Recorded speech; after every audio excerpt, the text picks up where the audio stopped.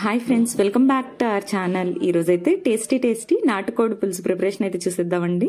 ఇదైతే పండగ చేసిన వీడియో అండి, ఇప్పుడైతే అప్లోడ్ చేస్తున్నాను. ఇదైతే 1 kg వరకు నాటుకోడి చికెన్ అయితే తీసుకున్నామండి. ఇందులో కళ్ళుప్పు అంటారు కదా, క్రిస్టల్ సాల్ట్, అలాగే 1 స్పూన్ వరకు పసుపు, అలాగే ఒక 2 స్పూన్ల వరకు ఆయిల్ని అయితే యాడ్ చేసుకోవాలండి.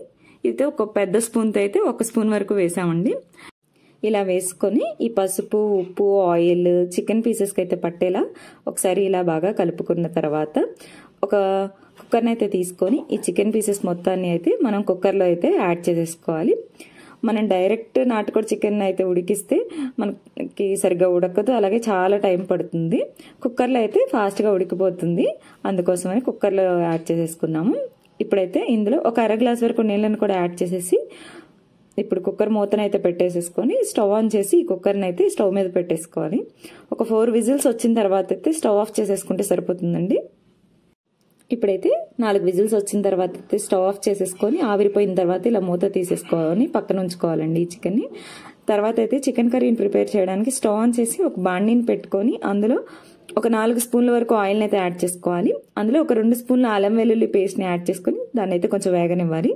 తర్వాత అయితే ఉల్లిపాయ అలాగే టొమాటోని అయితే ముందుగానే ఇలా మెత్తని పేస్ట్లు అయితే మిక్సీ వేసి పక్కన పెట్టుకోవాలండి. దాన్ని కూడా ఒక 3 స్పూన్ల వరకు ఈ ఉల్లిపాయ టమాటో పేస్ట్ని కూడా యాడ్ చేసేసి కొంచెం కరివేపాకును కూడా యాడ్ చేసేసి వీటిని అయితే కొంచెం ఆయిల్లో వేగనివ్వాలి. తర్వాత అయితే మనం ఉడికించి పక్కన పెట్టుకున్న చికెన్ మొత్తాన్ని కూడా ఇందులో అయితే యాడ్ చేసేసుకోవాలి.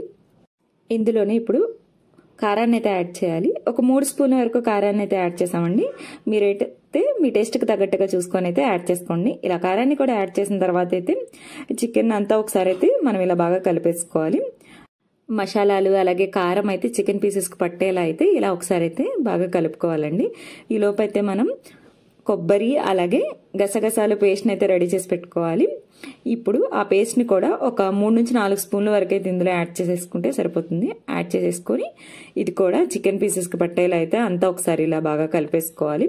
ఇలా కలుపుకున్న తర్వాత అయితే చికెన్ అయితే మనం కుక్కర్లో ఉడికించినప్పుడు అయితే మనకి లాస్ట్లో వాటర్ వస్తాయండి చాలా. ఇప్పుడు ఆ వాటర్ని కూడా మనం అయితే ఈ చికెన్ కర్రీలోనే యాడ్ చేసేసుకుంటే సరిపోతుంది. ఇలా యాడ్ చేసేసి మూత పెట్టి దీన్ని అయితే ఒక పావు గంట నుంచి ఒక 20 నిమిషాలు ఉడికించేసుకుంటే సరిపోతుంది. ఇలా ఉడికించుకున్న తర్వాత అయితే లాస్ట్లో ఒక 2 స్పూన్ల వరకు చికెన్ మసాలాని అయితే యాడ్ చేసేసుకోవాలి. అలాగే కొత్తిమీరను కూడా యాడ్ చేసుకుంటే టేస్ట్ అయితే మరింత బాగుంటుంది. ఇంతేనండి, ఇలా చాలా సింపుల్గా ఎంతో టేస్టీ అయిన నాటుకోడి పులుసుని అయితే ప్రిపేర్ చేసేసుకోవచ్చు.